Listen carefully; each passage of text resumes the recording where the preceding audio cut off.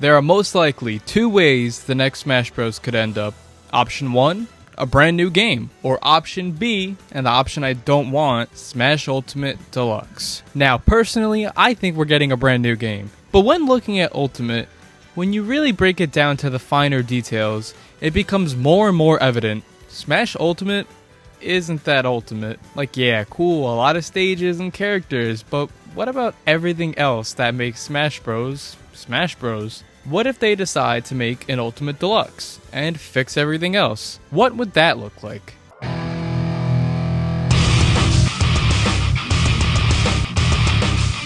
So, if you came here for characters, I already talked about characters in my previous Smash video, so if you haven't seen that, go check it out if you want to see the newcomers I predict. Actually, the roster was like the biggest thing in that video, because I cut down the roster. Anyways, I didn't get to talk much about stages in that video, so let's throw out a few stage ideas I had. First, let's talk about the forbidden stages. The stages not in Ultimate. There's not many stages missing, only 17. But there's some that are good and should be in the game. First, I'm going to go over the ones that definitely shouldn't return. Flat Zone 1 and Flat Zone 2. It doesn't make sense to have these because they're already combined into Flat Zone X, which is a better stage and already on the stage list. Miiverse. Yeah, Miiverse doesn't exist anymore, and without the drawings in the background, it's just Battlefield but green. Mushroom Kingdom Melee. This one's nearly identical to the better counterpart already in the game, so no reason to add it. PictoChat. So this one is a little weird. Unlike Flat Zone, PictoChat doesn't have a combined X variant that combines the first and second version of the game. They just put PictoChat 2. So given the opportunity, I would combine them and put PictoChat X in the game. Otherwise, I don't know, it feels a little weird to have both. Pyrosphere. It's cut because it's a boss stage. You're intended to fight Ridley on it, and without Ridley, it's just not that interesting. Planet Zebes, I hope I said that right, and Sector Z. These are just okay Smash 64 stages. They already have stages that look similar enough, and, you know, the N64 games are kind of so retro, so I think we have enough of them. Rumble Falls, Icicle Mountain, and Jungle Hijinks. Now I clumped these together because I'm pretty sure Stage Morph is the reason that these aren't in the game. We'll come back to Jungle Hijinks in a second, but first, Rumble Falls and Icicle Mountain. They're both vertical scrollers, which many argue isn't that fun to fight on. And I'm gonna have to agree with that. They're fun like once in a while, but constantly jumping while fighting, it's just not it. Jungle Hijinks, on the other hand, we know with certainty is fucked up by Stage Morph because its main gimmick is jumping between the foreground and the background. It's such a cool and creative concept for a Smash Bros. Stage, and they knew it. It sucks that Stage Morph kinda just kills some of these really creative ideas just because the stage has to work with Stage Morph. Now, someone like me, I really love casual Smash Bros. But even I don't really give a shit about Stage Morph. It's not that cool or interesting to me. Maybe that's just me. Let me know if you like Stage Morph in the comments, because maybe I'm a loser who hates fun or something. I don't know. Anyways, here's the stages I picked to return. Now, while the stage is functionally very similar to Port Town Aerodive, they just have totally different looks that I think it's totally fair to bring this one back. Orbital Gate Assault. Now, I don't know why it was cut. Maybe it's because of Stage Morph. If that's the case, then fuck Stage Morph, to hell with it. Because this stage looks immaculate and it took a year to develop. It would be such a waste to have it be trapped on the Wii U for all eternity with all that work poured into it. Pac Maze. I actually brought this one back in my first Smash Bros video and I stand by it. Nobody thinks of fucking Pac-Land when they think of Pac-Man. They think of the arcade game, and this is that stage. Pokefloats. Another one I chose to bring back in my previous video. Some say this one also can't come back because of Stage Morph. I don't know. I don't really see that. Maybe it's because the stages move too fast, but if that's the case, then just slow them down. Rainbow Road. How? How is this cut? How did the Smash team look at this and then look at bitch-ass Mario Circuit and decide this was the one that had to go? It's Rainbow Road! It's the road you go when you die! Bring it back! Woolly World. It's a cute stage. I love Yarn Yoshi. I will not elaborate further. So those are the stages I would bring back in Ultimate Deluxe.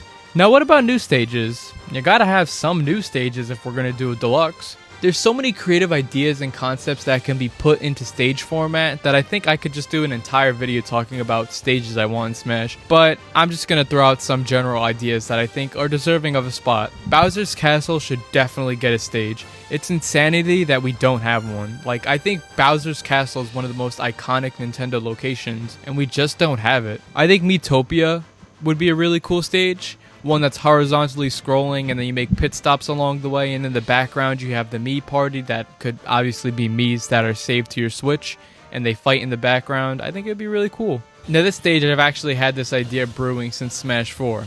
Because it would have been perfect for Smash 4. But I've always really wanted a Mario Party stage. Mario Party is so underrepresented in Smash. Now, the reason I say this stage would be perfect for Smash 4 is because that's when Mario Party 9 and 10 had every player in the same car moving around the map. So I thought that the stage would be the car where you're fighting inside of the car, crossing different spaces, getting the mini power stars, maybe some mini games sprinkled in like WarioWare, but now, since we're back to traditional Mario Party, I don't know how they do it, but I still want to see Mario Party as a stage. Sonic definitely deserves another stage. Dr. Eggman was a character I picked for one of my newcomers in the last Smash video I did, and I ended up picking Death Egg Zone. But the reason I picked Death Egg Zone was because I wanted it to fit with him. I don't think I would actually pick Death Egg Zone as the stage I would want for Sonic, but there's just so much to choose from. Chemical Plant Zone is pretty iconic. I think that would be a good one, but I want to represent more than just the Genesis Sonic, so I was thinking maybe City Escape could be a good one to fight on, like a traveling stage, and the perspective could be really cool. Sonic just has such a vast library of stages they could pull from, and it sucks that the two stages Sonic actually has are so similar, and one just kind of stinks. Now real quickly, let's talk about items. For a game that's intended to be celebrating the history of Smash, the item list sure was a whole lot of Smash for Wii U Part 2. Like seriously, not a single item that wasn't in Smash 4 that was in a previous game. That's really lame. But I'll give them credit. That's probably because most items are already in Smash 4. But don't get me wrong, there are some good new ones that they added to the game. But we got Healing Sprout and Healing Field. They both look similar and function similarly. Anyways, I'm getting sidetracked. The point is, it was a big missed opportunity by not bringing back the few items that weren't in Smash 4. There's only a couple of them. Like the fan. How did you not bring back the fan?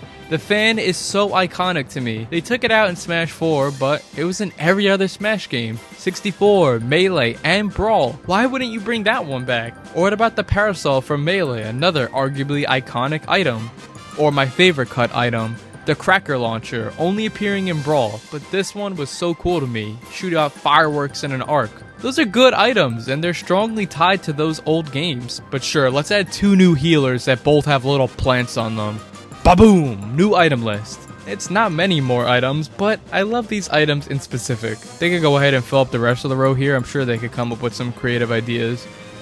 Since we're on the topic of items, I miss seeing CDs show up. Like we'd all be killing each other while playing for fun, and the second a CD showed up, teaming up to ensure that CD was collected. Nobody uses CDs anymore, so putting them in the game would look a bit outdated, and that's probably why they weren't in Ultimate, because Ultimate has like 1,000 fucking songs, so it would make sense to make them collectible. My alternative was making vinyl records appear on the stage, because I think they're more timeless than CDs. I feel like vinyl records are universally recognized as a symbol of music. Or you could just hit it right on the nose and make some music notes appear in the stage. Both functionally the same as a CD item, it just wouldn't date the game as much.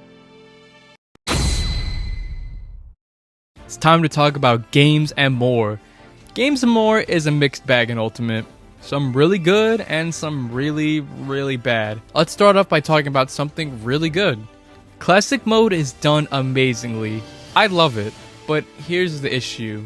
I kind of don't like it being called classic mode. And this is totally such a nitpick. It's such a good mode, giving everyone their own route with characters that make sense. You can almost form a story in your head. But like, it's not really a classic mode in big quotations. When I hear classic mode for a fighting game, I think of an arcade-style ladder or gauntlet or tower-type mode where you fight a random assortment of characters in a game to rank up the ladder with a final boss at the end. And while technically, yes, you do get to rank up through multiple fights in Ultimate, it's almost too specific to call it a classic mode. I think Melee did classic mode the best. This is as close to that gauntlet vision I was talking about. There's 11 stages, and it all culminates with a boss battle. Some minigames sparked in, and all the fights are randomized. So here's my proposition. Both. Yeah, why not have both?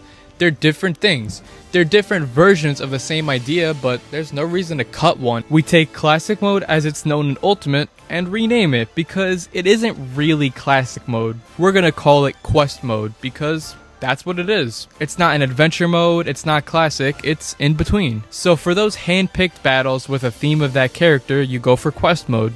But on the contrary, if you want a classic gauntlet style random matches to test your ability and then end up with a boss battle at the end, then you go for Classic Mode. So now that the good of Games and More is out of the way, let's talk about the bad. So Stadium Mode just got fucking shafted in Ultimate. Look how far we've fallen. How is this game called Ultimate and it doesn't include one of the cornerstone Stadium Modes? It didn't even include Home Run Contest at launch. That's depressing. I don't know about you guys, but when I think of Stadium Modes in Smash Bros, I think of beating the shit out of Sandbag, which we have, and Target Smash. I'm not asking for every character to get their own stage like in Melee. That would be awesome, but I'm not trying to be greedy here. You couldn't just give us a couple of Target Smash stages? Not even cheaping out and making the stupid Angry Birds Target Blast from Smash 4 just nothing? We're adding Target Smash back, 5 levels of difficulty, boom, easy, done. I really just can't believe Home Run Contest took until the 5.0 version of the game. Can you believe that? We forget these things now because we have them now in our hands, but it wasn't always that way at launch. To put things into perspective, we had gotten 3 DLC fighters, Joker, Hero, and Banjo, and we got Home Run Contest in the same update as Sans. Now let's look at you. I have no gripes at Mob Smash. Not my favorite mode, but hey, I'm glad it's here. What I do have a major gripe with is turning All-Star Mode, our beloved All-Star Mode, into a Mob Smash mode. Man, I love the Smash team. I really do. They made some of my favorite games, but they can be so dense sometimes. Let's be honest. Are you being intentionally dense? Huh? Like, yes, we all love All-Star Mode because of the characters. So why did you put them in a mode where every character dies from 2 hits? It's so disappointing because Ultimate has the biggest roster. That's the whole gimmick of the game. A real genuine all-star mode with all of these characters from all these different eras would not only be perfect, but difficult too. You'd have to fight your way through 89 fighters and carry over your damage through the battles. It's just really a huge missed opportunity. And in the off chance the next Smash game has every fighter retained, I'd really love to see All-Star Mode make its proper return. So, here's our deluxe menu for Games and More. We really put the games and more into Games and More. Sorry, that was terrible, I'm sorry. Everything else is good. While I prefer the stage builder in Brawl, there's no denying it. People have made some amazing stages with this game, so I wouldn't change much about it. Maybe give them more options, more color options, more toys to work with. Other than that, stage builder's good. I miss masterpieces. Smash Bros. Used to really feel like a museum of gaming history in video game form, and that kind of aspect was more or less lost in Ultimate. Now, I can cut some slack with Masterpieces not being Ultimate because, to be fair, the NES games alone for Nintendo Switch Online came out like 3 months before Ultimate's release, so there was no way they could have planned for that. But now, we have not just NES, but we have Super Nintendo and Game Boy games too. And through the expansion pass, we also have N64, Game Boy Advance, and on Switch 2, GameCube, and even Genesis. So we have a nice big catalog to work with. There's 2 reasons to include Masterpieces. 1, you get to experience the games these characters came from, and 2, you get to advertise Nintendo Switch Online for those who don't already have it. Now, the last time we saw Masterpieces, 23 were playable in North America, so I think it's fair to stay around that number. Here's a list of games I think would be good. I went for no more than 4 per console. I wanted to keep it within storage requirements. The criteria was that it had to represent characters that were in Smash Bros. And it also had to be a game that was on the Nintendo Switch Online service. And I also took the liberty of mocking up what the menu would look like. I hope you guys really like this section because it took me a lot of time to work on it. Since trophies got removed in Ultimate, I can't lie, there was a really big hole left behind. I think most people would agree since Melee, Smash has always had this museum/history lesson aspect tied to it, and a lot of that had to do with trophies and their short descriptions.